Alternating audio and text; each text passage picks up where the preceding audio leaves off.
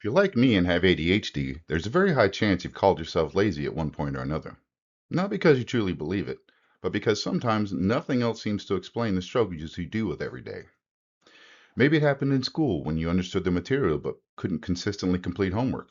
Maybe it happened at work when you cared deeply about your job but struggled to follow through with your tasks. Maybe it happened at home when small responsibilities felt overwhelming. Meanwhile, you sit there knowing exactly what needs to be done, but yet nothing happens. And you sit there wondering why the things that come so easily to others seem so difficult for you. This disconnect is painful, trust me. I've felt it many times before. It creates confusion and self doubt. And over time, it creates feelings of shame. This feeling doesn't come from nowhere. It comes from years of being misunderstood, scolded, and abused by others throughout our life. Teachers may say, "You're bright, but you don't try." Managers may say, "You have potential, but you lack discipline." Family members may say, "Why can't you just get it done?" This video exists to untangle those misunderstandings. Let's define laziness clearly, because clarity matters. Laziness refers to voluntarily disengagement from effort despite having the adequate capacity. Laziness implies a lack of care, a choice not to engage, a conscious decision to avoid effort. People who are lazy don't feel distressed about not doing something. They're comfortable disengaging. That's not what ADHD feels like. Research shows that people with ADHD exert greater mental effort on routine tasks than their peers. So when task avoidance hits, it makes you feel frustrated, anxious, guilty, and overwhelmed about not starting. And that's the opposite of laziness. That's effort without traction. ADHD is not a motivation problem. It's a regulation problem. The desire to act is there. The intention is there. The values are there.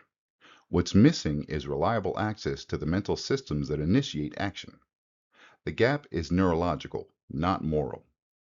Our ADHD brains struggle with executive function, which is the brain's ability to move from intention to action. That's why caring more doesn't fix it, because our brains aren't wired to just run on intention alone.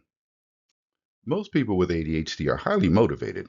They just struggle with task initiation. Motivation is often the cause of blame from others, but it's the wrong target. Many people with ADHD want to do the task. They understand its importance. They even feel its urgency. And yet, starting feels absolutely impossible. That's a task initiation problem. It's the bridge between knowing and doing. In ADHD, that bridge is terribly unreliable. When you try to start a task, several things happen at once. The prefrontal cortex becomes overloaded. Dopamine signals are weak, and working memory fills up quickly. The brain experiences this as a threat or overwhelm, so it freezes. This isn't a conscious decision. This is a stress response, not laziness. Shame activates the threat system in the brain. Threat reduces executive function further. When you criticize yourself and put yourself down, your brain interprets that as danger. So executive function shuts down even further and avoidance increases. The harder you push, the more resistance appears. This is why self-compassion is not optional. It's functional. What helps ADHD brains start tasks is reducing friction. Tiny steps lower the barrier. External structures replace missing regulations. Visual cues keep attention anchored.